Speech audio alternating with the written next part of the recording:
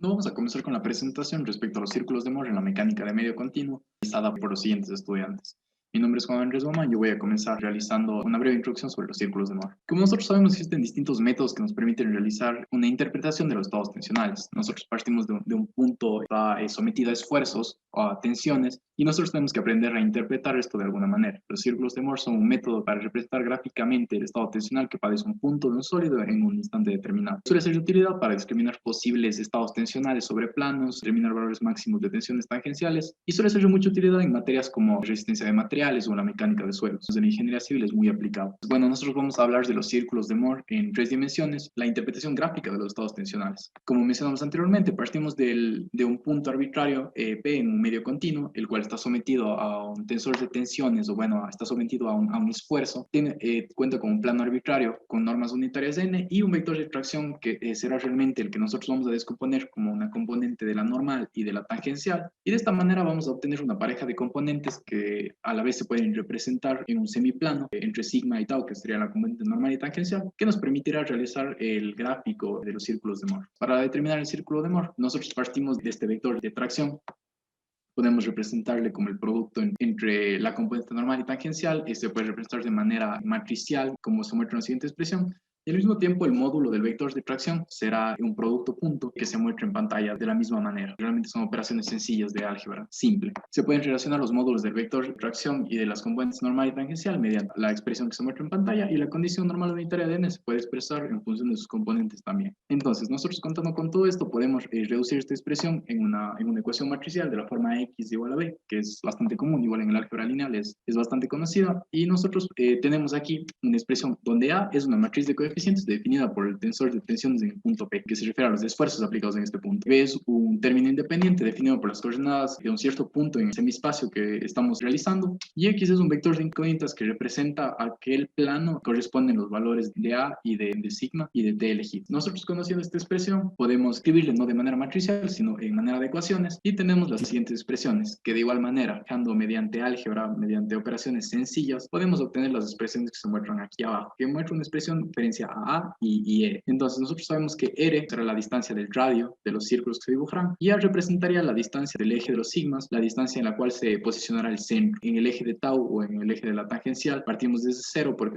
centros estarían ubicados a la misma altura, y tomando en consideración todas estas cosas, tendríamos una región dada por los valores máximos y mínimos del radio. Se debe realizar este procedimiento con todas las ecuaciones. Aquí obviamente realizamos solamente con la tercera ecuación, pero para poder realizar el gráfico se necesita realizar con todas las ecuaciones, en este caso 3 porque son en 3 dimensiones, y tendríamos una región delimitada por los valores máximos y mínimos del radio. Se debe realizar este procedimiento con todas las ecuaciones. Como conclusión, bueno, tendríamos la región factible final que debería estar en la intersección de dichas semicoronas. Y bueno, así concluiríamos obteniendo lo que es ya el círculo de Moore. Círculo de Moore en 2 dimensiones. Cuando conocemos una de las direcciones principales de la tensión, podemos reducir el problema de 3 a 2 dimensiones, haciendo coincidir el eje Z o eje X3 con dicha dirección principal. Para realizar esto, se escriben las componentes del tensor de tensiones de esta manera, y si se considera la familia de planos paralelos al eje Z, el vector de tracción es el siguiente, y vemos que la componente 3 del vector n, que es normal al plano, es 0, por lo tanto se va a anular y podemos prescindir de la componente en Z del tensor de tensión, y se define el problema en el plano, es decir, en 2 dimensiones. Vemos que el tensor de tensiones únicamente considera las componentes en X y en Y, y el vector de tracción de la misma forma. Gráficamente se interpreta de esta forma. Vemos que el círculo de Moore en 3 dimensiones considera todas las direcciones X, Y y Z, pero si lo reducimos a 2 dimensiones, considera nada más las direcciones X y Y. Estado tensional sobre un plano, sea un plano el cual siempre es paralelo al eje Z, cuya norma unitaria n forma un ángulo θ con el eje X, y se define un vector unitario m en la dirección tangencial a la traza del plano y en el sentido indicado. Como vemos aquí, este vector unitario n, su dirección es hacia el exterior del plano, y el del vector tangente m tiende a girar en sentido horario respecto al punto P, y el ángulo θ es positivo en sentido antihorario. Considerando el tensor de tensiones en 2 dimensiones y su vector de tracción correspondiente, se define la tensión normal y la tensión tangencial, es decir, multiplicamos el vector de tracción por el vector unitario n y por el vector unitario m. Se obtiene la tensión normal y la tensión tangencial. Problema directo, diagonalización del tensor de tensión. El problema directo consiste en conocidas las componentes del tensor de tensiones en un cierto sistema de ejes X, Y, obtener las direcciones y tensiones principales. Como vemos, al nosotros diagonalizar, las tensiones tangenciales se anulan y obtenemos una tensión normal 1 y una tensión normal 2. Consideramos el ángulo alfa. Al anularse la tensión tangencial, podemos igualar su ecuación a 0 y vamos a obtener dos respuestas de seno y coseno de 2 alfa. Aquí utilizamos identidades trigonométricas para reemplazar esta igualdad y obtenemos dos respuestas para seno de 2 alfa y coseno de 2 alfa, positivo y no negativo. Reemplazando estas dos respuestas en la ecuación de la tensión normal, obtenemos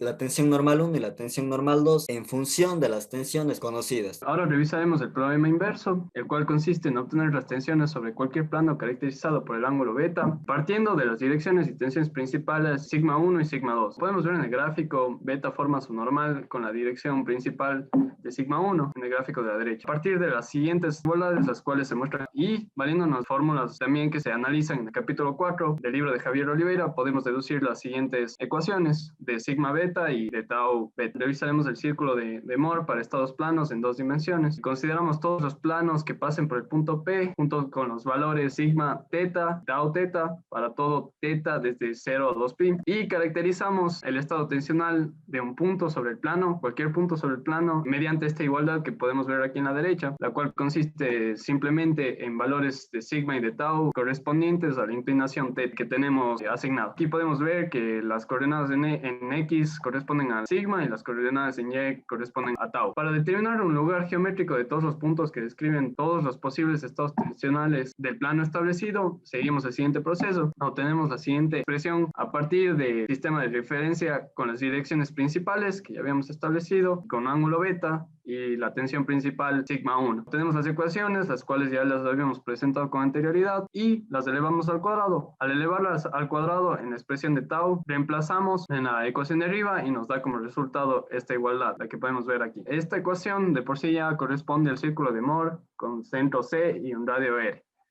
como podemos ver en el gráfico. Ahora, la proposición inversa establece que dado un punto sigma tau del círculo Moore, existe un plano que pasa por P con tensiones normal sigma y tensión tangencial tau. Aquí tenemos las ecuaciones correspondientes de la proposición inversa. Estas ecuaciones definen un ángulo beta de la normal de un plano con tensión principal sigma 1. También se presenta un gráfico que contiene la interpretación del ángulo 2 beta sobre el círculo de Moore. En el gráfico de círculo de Moore contiene una serie de propiedades. Para empezar, para obtener un punto representativo del estado tensional en el círculo de Moore, cuya normal forma un ángulo beta con la dirección principal sigma 1, entonces lo que tenemos que hacer es empezar desde un punto representativo, el cual corresponde a sigma 1, con un valor de tau 0, en el origen. Podemos ver aquí en el gráfico que se recorre un ángulo de 2 beta bien hacia en sentido positivo o en sentido negativo. Otra propiedad del círculo de Moore corresponde a que los puntos representativos del círculo de Moore de dos planos ortogonales están alineados con el centro del círculo. Esto nos va a permitir explicar la siguiente propiedad, la cual es un caso especial de la propiedad B. Si se conoce el estado tensional de dos planos ortogonales, como habíamos establecido en el punto B, entonces se puede dibujar el círculo de Moore, dado que tenemos dos puntos en dos planos ortogonales, cual nos da como resultado el centro del círculo de Moore. Entonces tenemos estos tres puntos. La última propiedad corresponde a que, dadas las componentes del tensor de tensiones en una determinada base ortonormal, se puede dibujar el círculo de Moore. Este también es un caso particular de la propiedad C. Con esta propiedad podemos calcular el radio y los puntos diametrales, como podemos ver en las ecuaciones. Mi nombre es María José Méndez. El polo del círculo de Moore. En el círculo de Moore existe un punto denominado polo y este cumple ciertas propiedades. Entre estas propiedades se puede decir que si se une el polo P con otro punto A del círculo de Moore, se obtiene una recta que es paralela a este plano y este representa el estado tensional del punto A. Asimismo, la inversa se puede representar dado que un plano cualquiera, trazado por el punto P, una recta paralela, esta corta el círculo de Moore en el punto B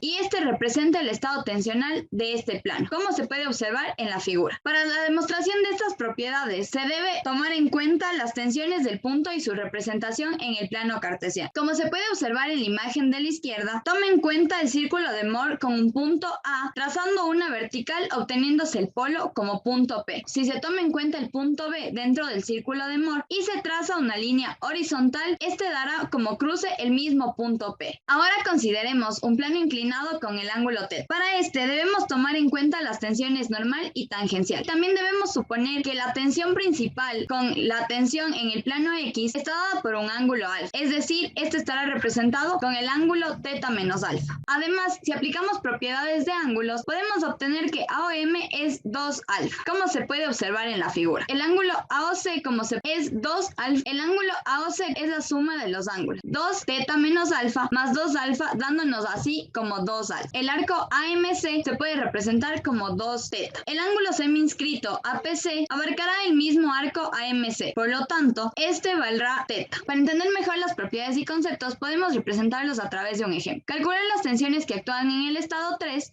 y este siendo igual al estado 1 más el estado 2. Estos planos tienen orientaciones diferentes. Nos vamos a enfocar en el estado 2 considerando sus tensiones tangencial y normal. T tiene una inclinación de 45 grados. Al dibujar el círculo de Moore, se representan los planos A y B, ya que se conocen sus estados tensionales. Se puede representar el diámetro ubicando el plano C sobre el eje de las abscisas. Se encuentra el polo dentro del círculo de Moore, trazando líneas paralelas con los planos inclinados a 45 grados. Una vez obtenido el polo, se hace pasar una línea horizontal cuya intersección con el círculo, así determinamos el punto representativo en el plano horizontal. Se repite el plano vertical. Con esta información podemos reconstruir el estado 2 en los planos horizontal y vertical. El círculo de Moore con el criterio de signos de mecánica de suelo. Las tensiones positivas son de giro contrario y las tensiones normales son positivas. Se conoce como compresión. Y las tensiones tangenciales positivas son definidas por un giro antihorario respecto al plano. El criterio de signos para el ángulo es el mismo en los ángulos positivos antihorarios. Si consideramos que la tensión 1 es mayor a la tensión 2, para un mismo estado tensional, el orden de las tensiones principales se invertirá en mecánica de suelo. Si se consideran las propiedades y las ecuaciones antes obtenidas en mecánica de medios continuos, con el signo cambiado en mecánica de suelos, podemos obtener estas igualdades. Al reemplazarlas y simplificarlas, podemos obtener las ecuaciones que se observan en pantalla, dándonos así la construcción del círculo de Moore y sus propiedades que sean las mismas en ambos casos.